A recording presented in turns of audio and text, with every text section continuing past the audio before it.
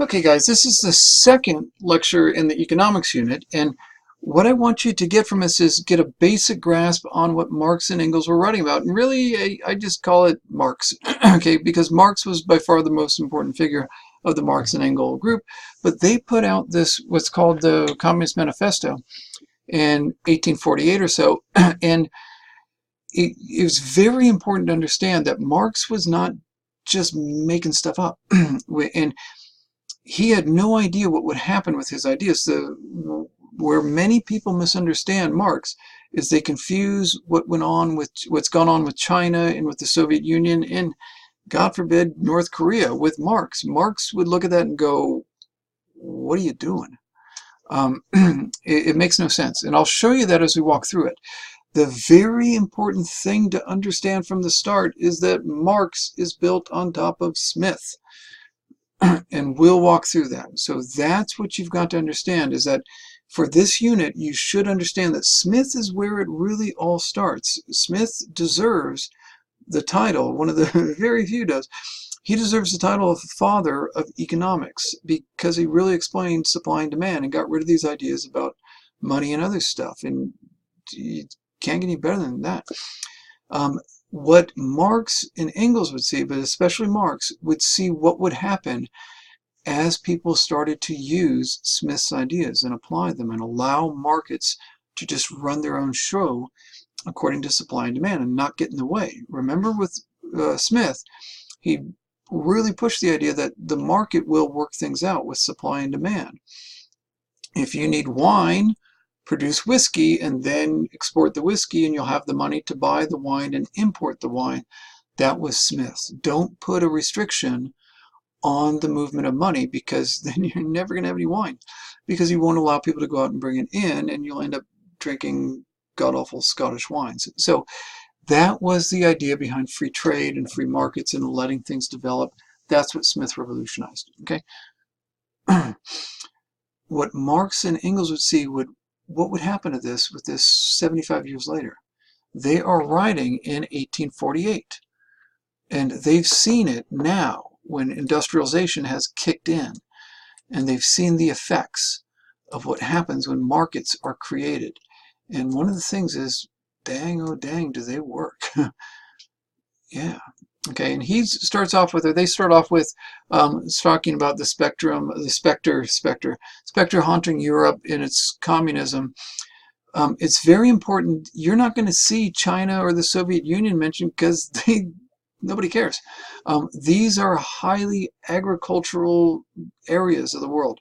The industrialized world is Europe, and it's starting to be America. So you will see them writing about Europe and America, not about the Soviet Union and China. The Soviet Union doesn't exist. So that's why, because those models don't fit what they saw coming. And I'll tell you about that in a bit. Okay.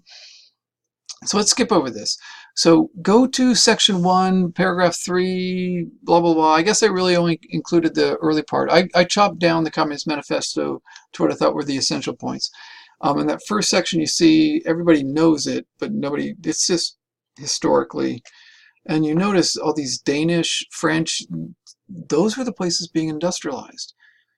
So Marx and Engels thought all their ideas are going to apply to those industrialized nations, not the agricultural nations of Russia and China and, podunk North Korea. And I'll come back to that. The history of all hitherto existing society is the history of class struggles. All history is class struggles. No, no, no, no, no, no. Freeman and slave, patrician and plebeian, lord and serf, guildmaster and journeyman, in a word, oppressor and oppressed. They saw this dichotomy throughout all of history. It's a teleological approach to history. And it's a dichotomy that they see is inherent, as constantly going on, the class struggle. Okay? So it's a teleological approach to history and a teleological approach to economics and to understand it. And so they see the revolution that's taken place, Smith's revolution, this expansion of capitalism, as it's not really done away with that basic dynamic of class struggle. It was at previous times freedmen and slave, and that's the Roman times is what they're talking about here, Roman ages. Patrician and plebeian, those are, it's going through, it's moving on. It's plebeians were really in the Roman time.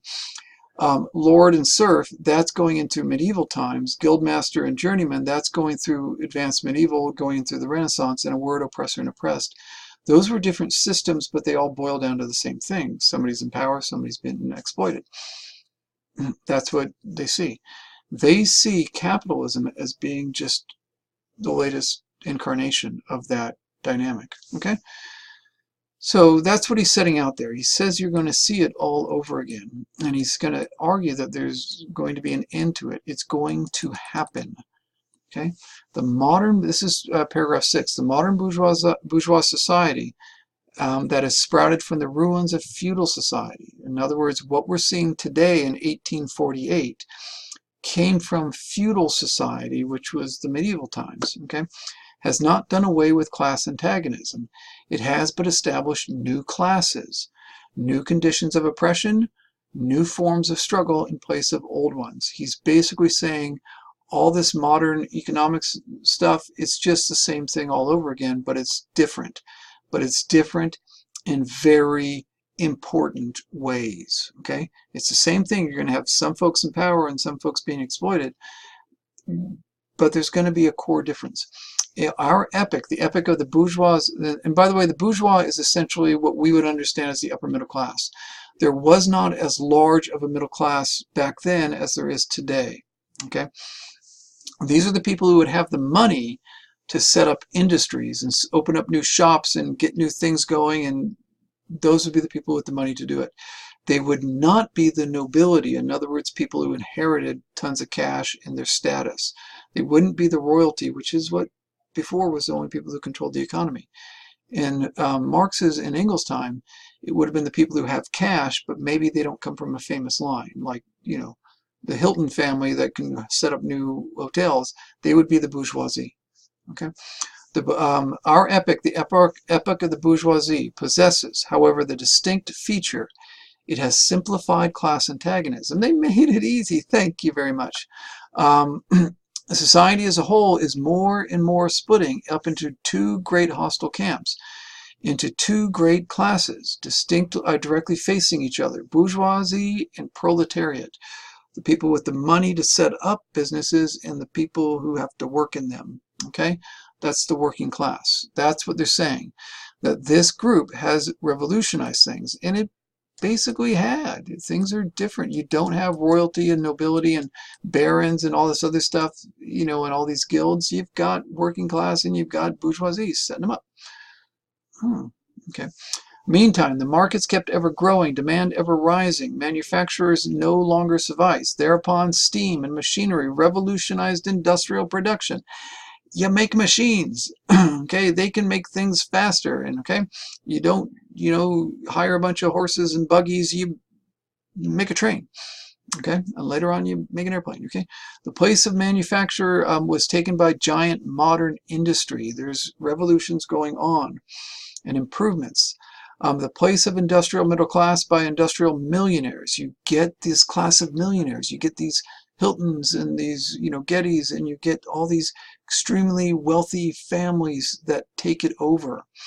The leaders of the whole industrial armies, the modern bourgeoisie. So he saw this rise of these extremely wealthy families in what he called the bourgeoisie establishing industries. The modern industry has established the world market, and they go throughout the world, for which the discovery of America paved the way. This is important because before you had royalty that stuck to its own nation and developed its own industries within its own nations. Instead, you've got wealthy people going wherever the heck they want. They don't recognize boundaries and national, you know, confines.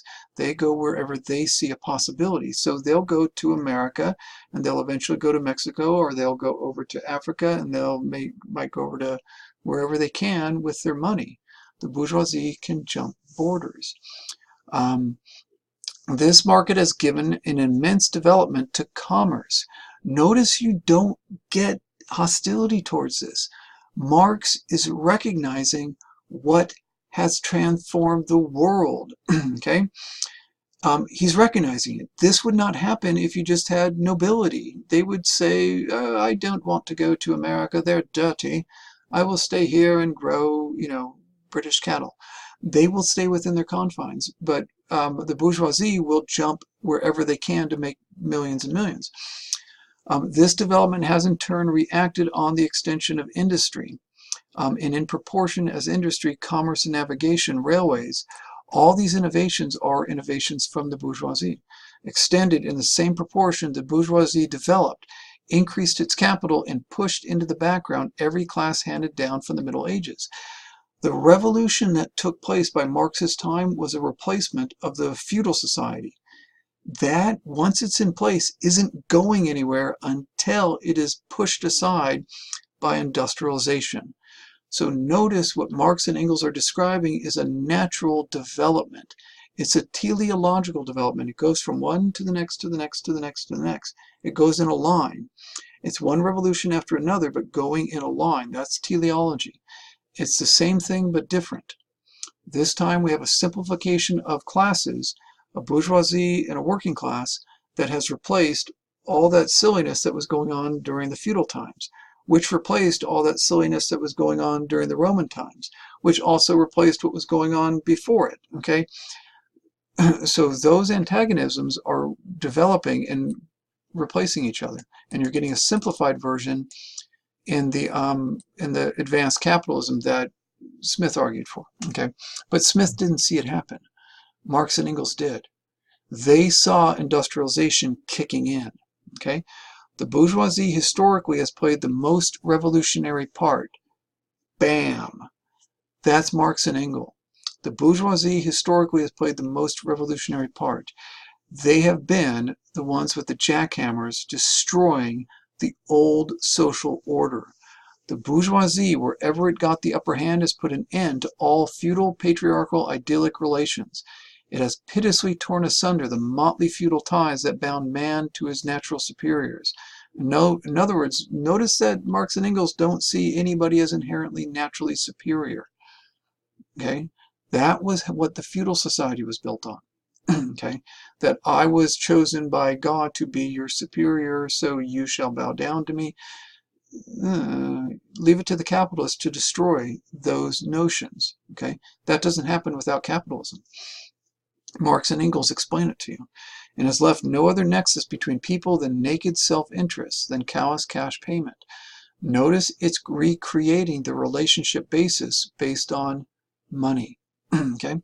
It has drowned out the most heavenly ecstasies of religious fervor. In other words, we're going to get rid of divine right of kings, of chivalrous enthusiasm. Do you care really if the person who set up your business is a man or a woman? No. Of Philistine sentimentalism and the icy water of egotistical calculation. Show me the money. That's what it is. Okay?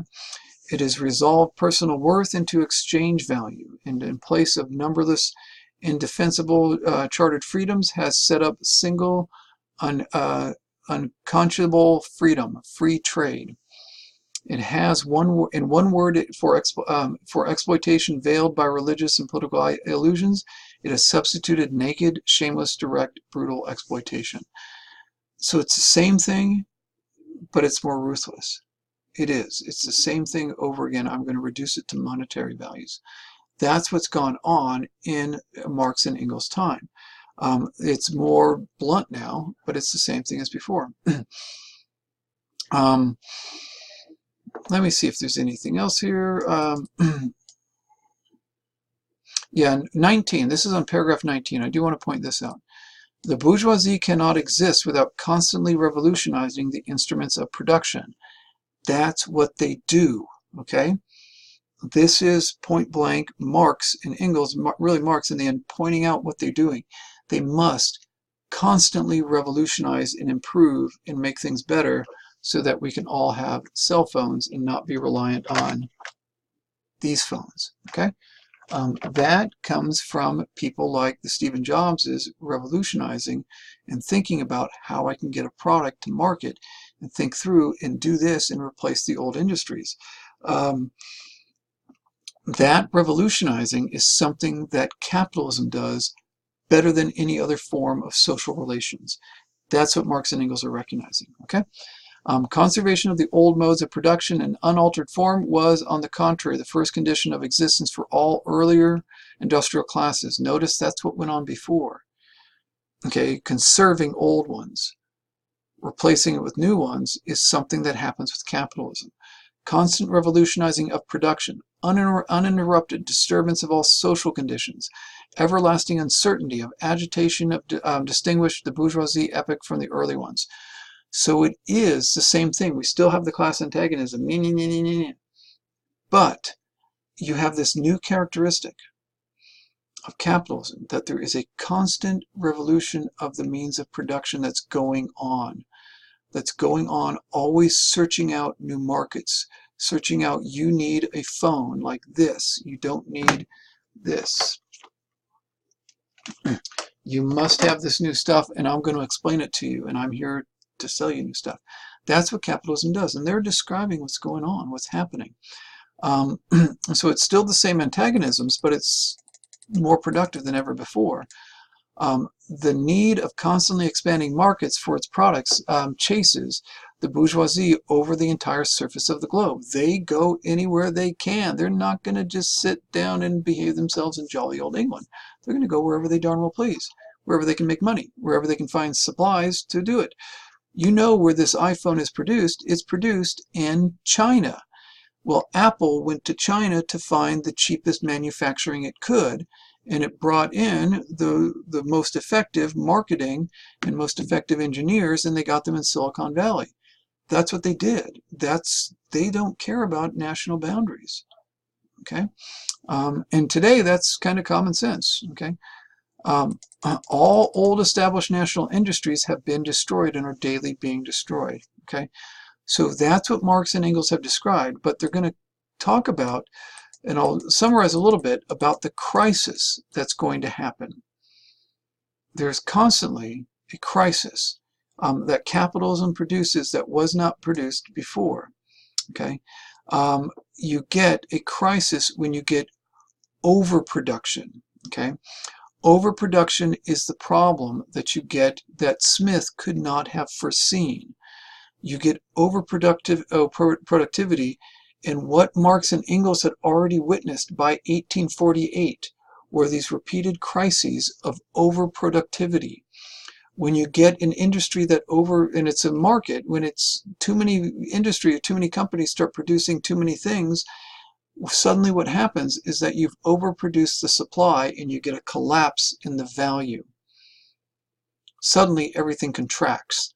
Those constant overproductive moments within the markets and the collapses that result from them, those were the crises that Marx and Engels were seeing over and over and over. Okay. And notice that they're talking about this. This is the bourgeoisie and the rapid production. They knew that capitalism was far more productive. And you cannot get modernization without productivity, without the kind of productivity of capitalism. But what you'll get is a overproductivity and a collapse over and over and over again. And 1848, they already knew that 2008, what we just saw with the housing market and the banking, they gave out too many loans, built too many houses, and what happened?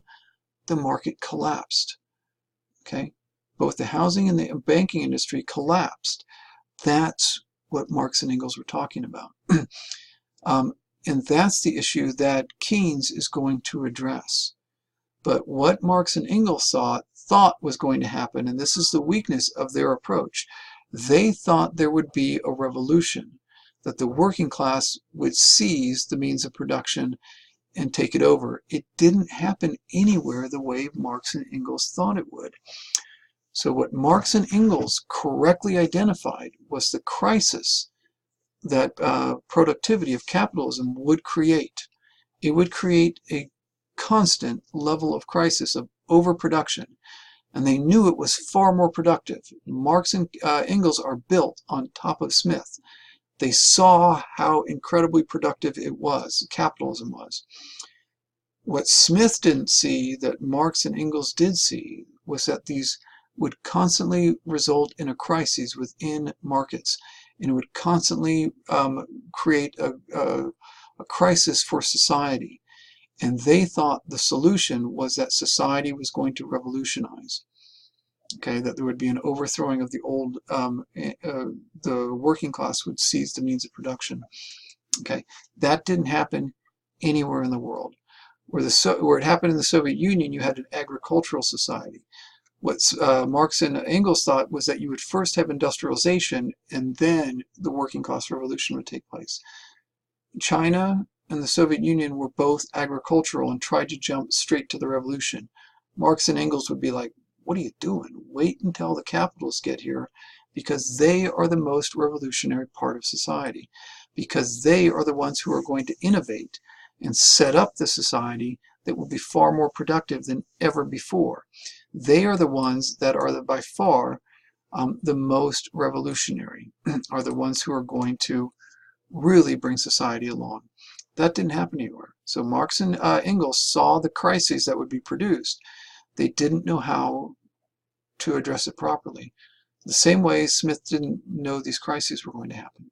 Okay, hold tight. So finish up Marx and Engels, and hold tight on them. Understand Smith, and you're going to see Marx is built on Smith. Marx and Engels are, but you're going to see that Keynes is built on Smith and built on Marx, but in a way that you might not expect. He's going to address the crises that Marx and Engels knew was happening. They knew it was. Okay, so I'll leave it there. Good luck with this, guys. Take care.